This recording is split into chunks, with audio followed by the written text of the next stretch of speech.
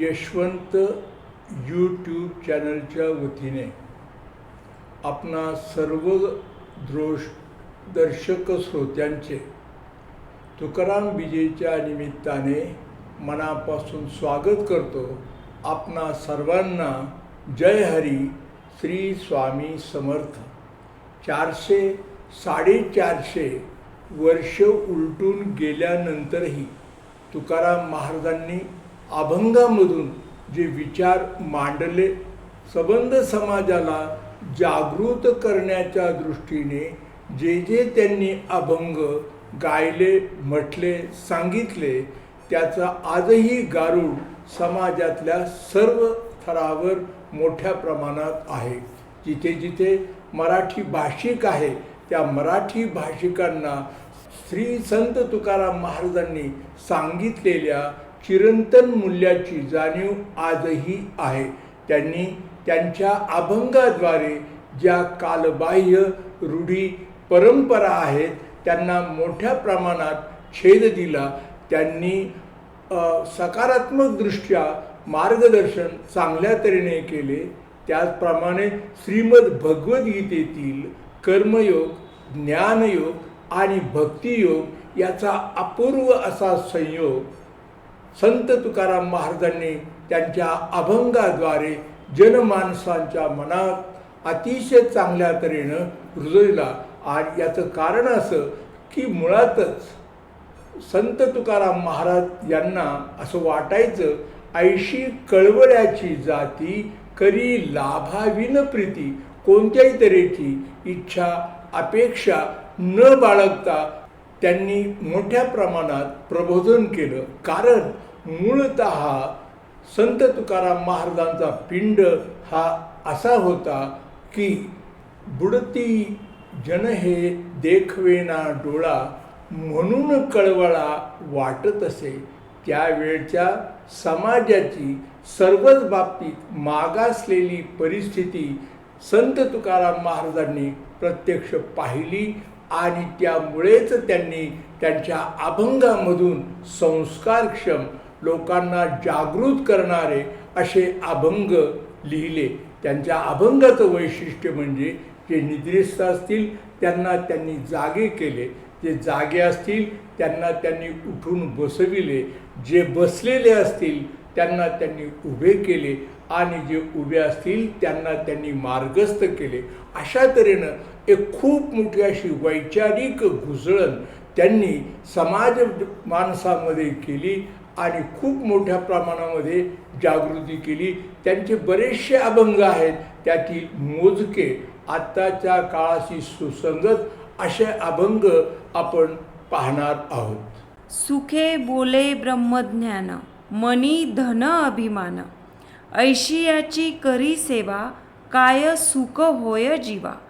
पोटासाठी संत झाले कलित बहुत, विरळ ऐसा कोणी तुका त्यासी लोटांगणी।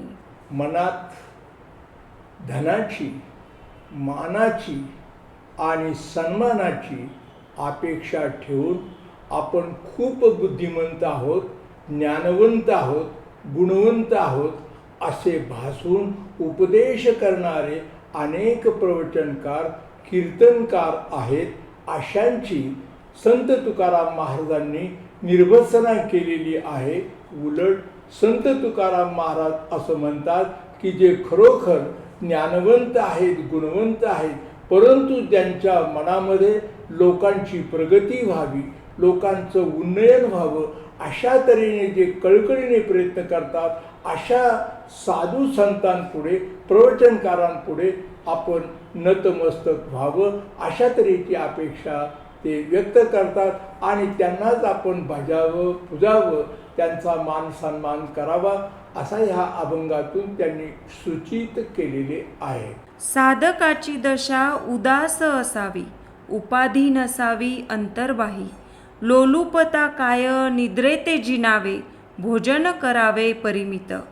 एकांती लोकांती स्त्रियांशी वचन, प्राण गेल्या जाण बोलो नये। संग सज्जनाचा उच्चार नामाचा, घोष कीर्तनाचा अहर्निशी। तुका म्हणे ऐशा साधनी जो राहे, तोची ज्ञानला आहे गुरुकृपा.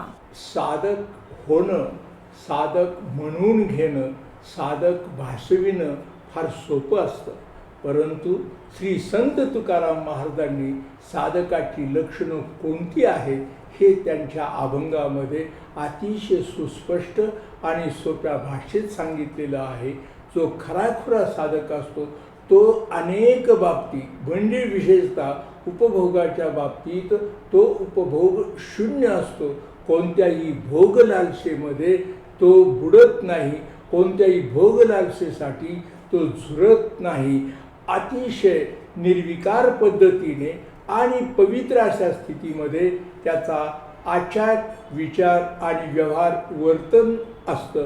त्याचप्रमाणे कोणत्याही स्त्रीशी एकांतात अथवा सार्वजनिक ठिकाणी तो कोणत्याही तऱ्हेचे बोलणे अथवा काहीही करत नाही. त्यात अशा तऱ्हेचे जे साधक आहेत, व्रतस्थ साधक हा संत तुकाराम महाराजांना अपेक्षित आहे. परंतु व्रतस्थ साधक मात्र अलीकडे आढळतात का, हा तुम्ही आम्ही सर्वांनी विचार करण्यासारखा प्रश्न आहे.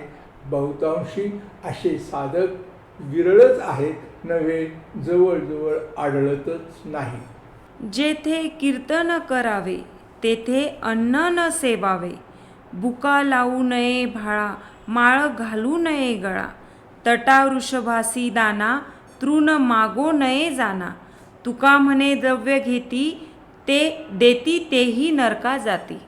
ह्या अभंगामध्ये श्री संत तुकाराम महाराजांनी जे कीर्तनकार आहेत, प्रवचनकार आहेत किंवा समाज प्रबोधनकार आहेत, अशांचा आचार, विचार, वर्तन व्यवहार कसा असावा यासंबंधी अतिशय उचित चपखल असं वर्णन केलेलं आहे. ते म्हणतात की जे असे प्रवचनकार, कीर्तनकार असतील अशांनी आपण जेथे कीर्तन करतो, प्रवचन करतो अथवा लोकांना मार्गदर्शन करतो अशा ठिकाणी कोणत्याही तऱ्हेची बिदागी घेऊ नये. त्याचप्रमाणे तेथे अन्नसुद्धा ग्रहण करू नये आणि अतिशय निर्लेप सेवाभावी पद्धतीने लोकजागृतीचं काम करावं अशा तऱ्हेची इच्छा संत तुकाराम महाराजांना होती. तो अपेक्षा त्यांनी ह्या अभंगामधून व्यक्त केलेली आहे.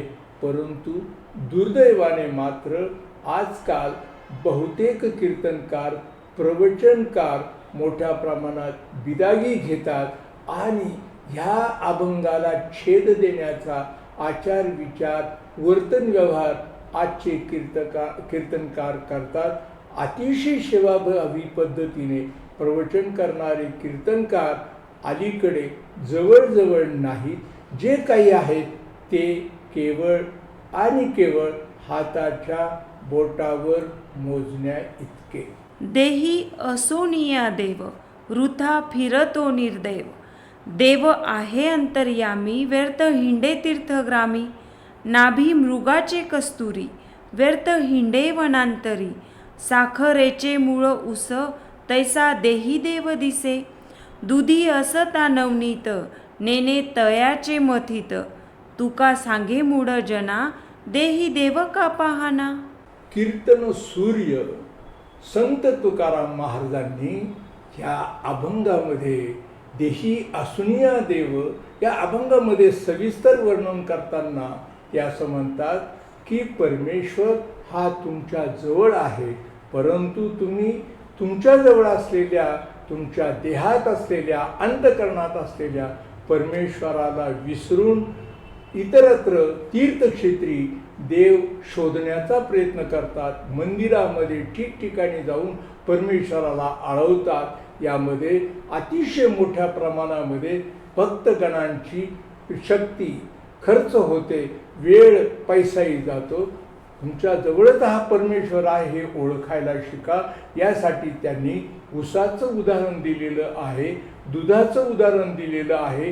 गोडवा रस हा उसामध्येच असतो, त्याचप्रमाणे दही, लोणी, तूप हे दुधामध्येच असतं. जर आपण ते दुधातून सहजपणे मिळू शकतो, उसामधून गोडवा मिळू शकतो, त्याचप्रमाणे आपण आपल्या अंतःकरणातला देव ओळखला, जाणला, शुद्ध आचार विचार वर्तन केलं तर आपल्याजवळच परमेश्वर आहे. त्यासाठी ठिकठिकाणी हिंडण्याची काहीही गरज नाही. पण आजचं चित्र मात्र वेगळं दिसतं. ते चित्र असं की पुष्कळदा तुझे आहे तुझं पाशी, परी तू जागा चुकलाशी आणि वृथा भटकशी, अशा वृत्तीने लोक व्यर्थ स्वतःची ऊर्जा खर्च करत एक पर्यटन म्हणून देवदर्शन करत फिरत असतात. हा अतिशय चुकीची गोष्ट आहे असे ज्ञानसूर्य असलेल्या श्री श्रेष्ठ तुकाराम महाराजांना वाटतं. याची आपण सगळ्यांनी नोंद घ्यायला हवी. धन मिळवूनी कोटी, सवे नये रे लंगोटी, पाने खाशील उदंड, अंती जासी सुकल्या तोंडे, पलंग न्याहाला सुपती, शेवटी गोवऱ्या सांगाती, तुका म्हणे राम, एक विसरता श्रम. कीर्तन सूर्य श्री संत तुकाराम महाराजांनी माणसाच्या जीवनावर अतिशय उत्कृष्ट असं भाष्य केलेलं आहे. मनुष्य प्राणी जन्माला आल्यापासून तर मृत्यूपर्यंत त्याच्या आयुष्यामध्ये हे मिळव ते मिळव अशा अभिलाषी वृत्तीने सतत तो कष्टत असतो, खूप प्रयत्न करत असतो. हे पाहिजे ते पाहिजे आणि त्यासाठी तो राग लोभ मोह मत्सर या षड्रिपुयुक्त होऊन अधिकाधिक जमा करण्याचा प्रयत्न करतो. परंतु त्याच्या हे लक्षात येत नाही की ज्या वेळेला मृत्यू आपल्याला गाठतो त्यावेळेला मिळवलेली धनसंपदा, कीर्ती, ऐश्वर्य हे सर्व याच ठिकाणी सोडून आपल्याला रिक्त हस्ते या जगामधून जावं लागतं. इतकंच नव्हे तर आपल्याजवळ आपल्या कमरेला असलेली लंगोटीसुद्धा आपल्याला सोडून द्यावी लागते आणि रिकाम्या हाताने ह्या जगातून जावं लागतं.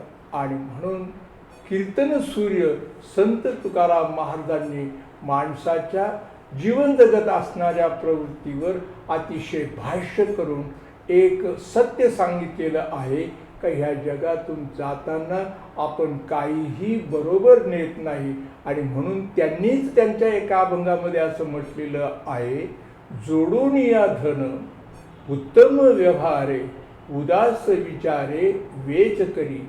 आणि म्हणून आपणा सर्वांना त्यांनी मार्गदर्शन केलेलं आहे. आणि म्हणून आपण सगळेजण त्या कीर्तन सूर्याचे सदैव ऋणी असायला पाहिजे. मी आपणा सर्व दर्शक श्रोत्यांच्या वतीनं ह्या कीर्तन सूर्याला त्या तुकाराम बीजेच्या निमित्ताने अभिवादन करतो. श्री स्वामी समर्थ. आणि येथेच थांबतो.